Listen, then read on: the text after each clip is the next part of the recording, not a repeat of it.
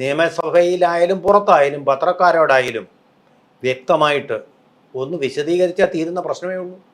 പക്ഷേ ഇന്നുവരെ പാർട്ടിക്കാർക്കോ, പാർട്ടിക്കകത്ത് ഈ മുഖ്യമന്ത്രി ഇത് പറഞ്ഞിരുന്നെങ്കിൽ പാർട്ടിക്കാർക്ക് വിശദീകരിക്കാൻ പറ്റുമായിരുന്നു.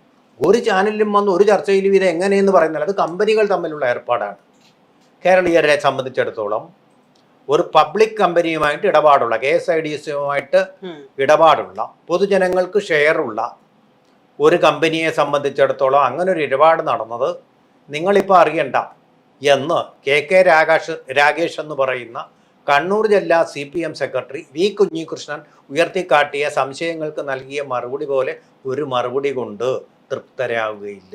സംശയം ബാക്കി നിൽക്കുന്നു. എന്താണ് ഈ ഇടപാട്? വളരെ ദുരൂഹമായ സാഹചര്യത്തിൽ അവരൊരു തുക കൊണ്ടുപോയി മുടക്കി എക്സാലോജിക് എന്നൊരു കമ്പനി. അവിടെയാണ് പ്രശ്നം. എക്സാലോജിക് എന്ന് പറയുന്ന കമ്പനി തന്നെ ശരിക്കും അന്വർത്ഥമായ പേരാണ്. എക്സാലോജിക് തന്നെയാണത്. അതിനൊരു ലോജിക്കുമില്ല. എങ്ങനെ അമൃത ഇൻസ്റ്റിറ്റ്യൂട്ടിൽ നിന്ന് പ്രത്യേകിച്ച് ഒരു കൺസൾട്ടൻറ്റിൻ്റെയും സഹായമില്ലാതെ പോയി ഇങ്ങനെ ഒരു കമ്പനി തുടങ്ങാൻ അവർക്ക് കഴിയുന്നു? ബാംഗ്ലൂരുവിൽ പോയി, കേരളത്തിലല്ലാതെ. അത് ഓർക്കണം. നമ്മളാണ് സ്മാർട്ട് സിറ്റിയൊക്കെ വലിയ എല്ലാ സംരംഭകർക്കുമുള്ള സ്ഥലമുണ്ട്, ഇൻക്യുബേഷൻ ഉണ്ടെന്നൊക്കെ പറയുന്നത്. അവിടെ ഒന്നുമല്ല ഇത്.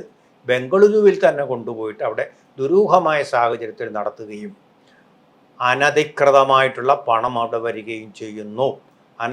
അനർഹമായ തോതിലുള്ള ഒരു കമ്പനിയും കമ്പനിയുടെ മാനേജിംഗ് ഡയറക്ടറായിട്ടുള്ള എല്ലാമായിട്ടുള്ള അവർ മാത്രമേ ഉള്ളൂ കമ്പനിയിൽ. മറ്റാരുമില്ല, മറ്റാർക്കും തൊഴിൽ കൊടുത്തിട്ടുമില്ല. ആ കമ്പനിയും കൈപ്പറ്റുകയും ചെയ്യുക എന്ന് പറയുന്നത് ഇത് മാത്രമല്ല, ഈ രാജ്യത്തെ മറ്റ് IT സ്ഥാപനങ്ങളോട് ചെയ്യുന്ന കൊടിയ വഞ്ചനയുമാണ്.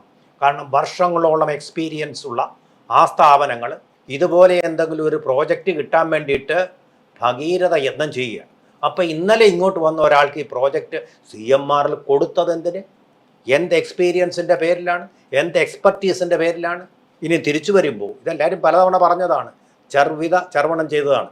ആ കമ്പനിക്ക് കൊടുത്തതെന്ന് പറഞ്ഞാൽ സോഫ്റ്റ്വെയർ മാറ്റി വയ്ക്കുക, അത് കസ്റ്റമൈസ് ചെയ്യുക. ഈ പരിപാടികൾ ഈ കമ്പ്യൂട്ടർ സ്വന്തമായിട്ടുള്ളവർ സ്വയമേവ അല്ലെങ്കിൽ അടുത്തുള്ള കടകളിൽ പോയി ചെയ്യുന്ന കാര്യങ്ങളാണ്. മാക്സിമം ഒരു 3000 രൂപ, പ്രജിതയ്ക്ക് അറിയാമല്ലോ ഇതിൻ്റെ സാങ്കേതിക കാര്യങ്ങൾ, അതുകൊണ്ട് ചെയ്ത് കിട്ടുന്ന ഒരു കാര്യമാണ് ഈ 330 കോടി രൂപ.